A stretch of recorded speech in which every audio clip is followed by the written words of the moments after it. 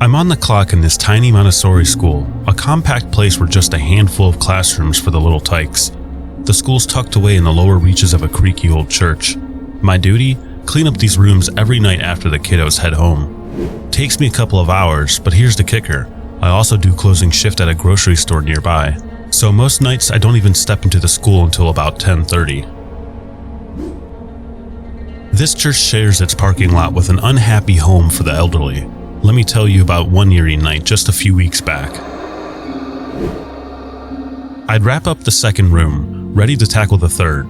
The clock was edging towards midnight and a shiver ran down my spine, feeling a little behind. Suddenly, a dissonant chime echoes from upstairs. The doorbell had been rung. This was the first time anyone had shown up during my shifts. It was always late, and the school and the church had been locked up for hours. I felt a prickle of unease.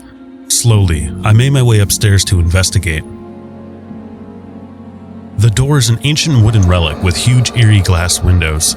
I peered around the corner, and there she was, an old woman, withered and fragile, her face etched with time, standing right outside the ominous door. I held my breath, hoping not to be seen. Ignoring it seemed like the logical thing to do. Maybe she wandered off, and one of the attendants from the home would come collect her.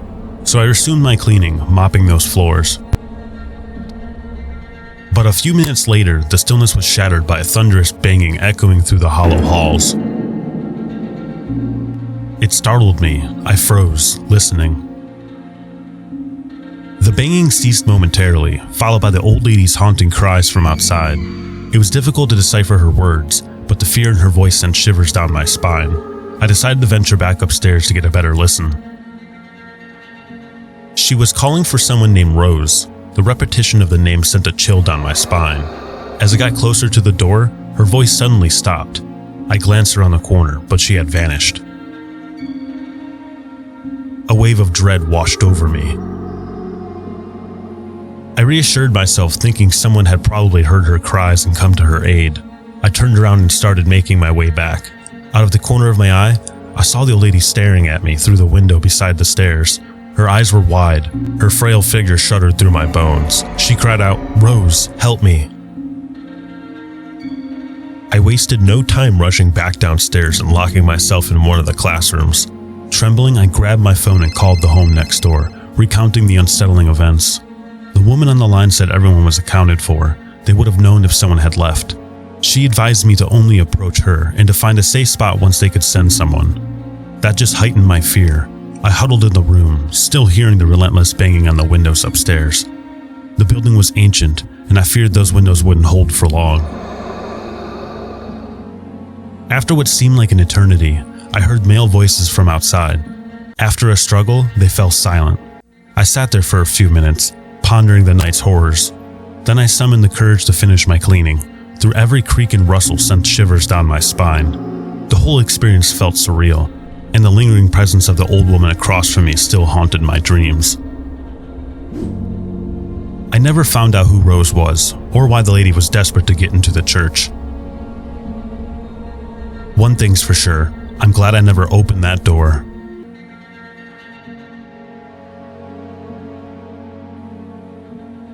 I used to hold down the register at a local gas station, but I've since left, mainly because of all the strange occurrences during my overnight shifts. But this one encounter is forever etched in my memory. My shifts were typically the night gigs, usually Friday and Saturday. The hours were slow. It was a game to stay awake. Stocking shelves and the occasional customers were all there was to it. Most of the time it was quiet, with the rare odd character or family on a road trip. It was about 3 a.m. on this particular night, and it had been over an hour since I saw a customer. I was starting to doze off a bit. The desk was tucked around the corner from the entrance, and a bell on the door rang when someone walked in, so falling asleep usually wasn't a big deal. I woke up after a few minutes to the sound of the bell ringing. A customer walked in, looking like your typical 40-year-old man coming in for some late-night supplies. He strolled around the store, seemingly aimless. I've been in retail for a while, so I know when someone wants something specific. But this guy was wandering, looking at the shelves, browsing the store. During the day, this is normal, but people don't usually show up at 3 a.m. to browse the gas station shelves. I glanced out the window to my left, expecting to see him filling up his car, just passing time, but there were no cars outside. A few minutes passed before he looked at me and mumbled, "Thanks," then walked out. I don't know what to make of it. Maybe he had stolen something small and was being a jerk about it? After a few minutes, the situation left my mind, and I started to get tired again. This time I grabbed my cart of items to stock and started filling up the shelves to pass the time. I'm not sure how long I was stocking for, maybe 20 minutes, before I saw a man at the end of the aisle I was storing. He made me jump slightly, as I never heard the door ring. This guy was wearing a tattered hoodie, and his clothes were messy. It was apparent right away that something was very off. He continued down the back of the store, and I immediately went back behind the counter. I tried not to stare, but I noticed that as he walked down the aisles, he wasn't looking for anything, he was browsing. It clicked in my head that this was the same guy from a little while ago, but he had changed clothes. He probably came back initially to scope out the place before doing whatever he planned. Panic started to set in. The man began to come down the aisle closest to the counter, and I could see something heavy in his front hoodie pocket. In a split second, I decided to prevent further escalation. I said, "Welcome back, sir. Need help finding anything?" He made eye contact with me, and I could tell he knew exactly what I was trying to do. He approached the counter, not saying a word, and brought his hand out of his pocket, revealing a small, gleaming knife. Then he grabbed a small pack of gum beside the counter and placed it in front of me. He said, "Just this." Confused and shocked about what was happening, I didn't react for a few seconds before eventually scanning the gum nervously. Still holding the knife, he took the dollar from his jeans pocket and threw it on the counter, then said thanks and walked out. I was shocked trying to wrap my head around what happened. I reported the situation to the police and tried calling my manager, who didn't pick up. No updates ever came from the situation, but it had me on edge for the last few months that I worked there. I'm still unsure what happened that night or the man's intentions, but I'm glad I never found out.